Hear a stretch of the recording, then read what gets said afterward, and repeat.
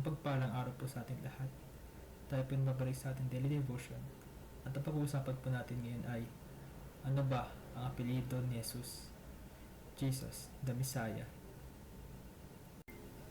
In Matthew chapter 16, verse 16, Simon Peter answered, "You are Messiah, the Son of the living God." Si Jesus ang pinangitang tagapagligtas na matapat at tumutupad sa lahat ng propesiya upang ilikas tayo sa kasalanan at kamatayan.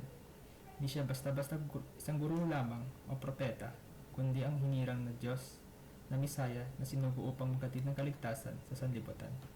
Sa kanyang buhay, ipinakita niya ang ganap na pagsunod sa kalooban ng Ama.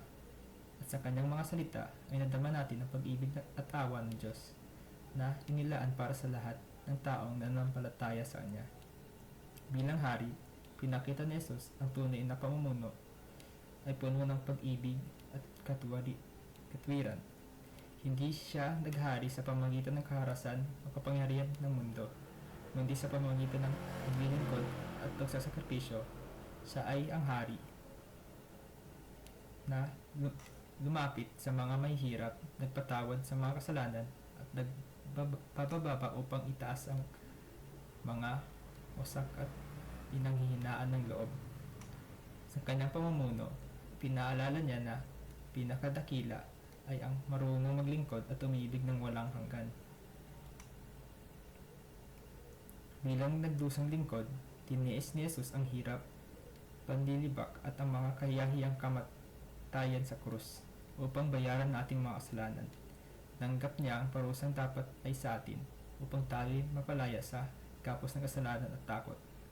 Sa kanyang mga sugat na natamo natin ang kagalingan, hindi lamang sa ating mga pisikal na kirot, kundi lalo na sa sugat ng puso at espiritu. At sa kanyang muling pagkabuhay, ipinahayag niya ang tagumpay laban sa kamatayan at pinuksan ang pinto patungo sa buhay na walang hanggan para sa lahat na ng mga nanampalataya. Sa pamamagitan ni Jesus, ang mga sirang puso ay pinagagaling, ang mga nawawala ay napapatuwid, at ang mga umaasa ay nabibigyan ng bagong lakas at direksyon sa buhay. Siya ang Misaya na patuloy na nag-aayos ng sirang sanlibutan mula sa pagbabago ng puso ng bawat isa sa atin. Inanahan niya tayo na lumapit sa Kanya na may kababaang loob at pananampalataya. Pinagkatiwala sa Kanya ang ating mga pasanin at hayaang siya ang humubog sa atin bilang mga tapat na alagad. Sa kay Kristo may pag-asa, may kalayaan at may ganap.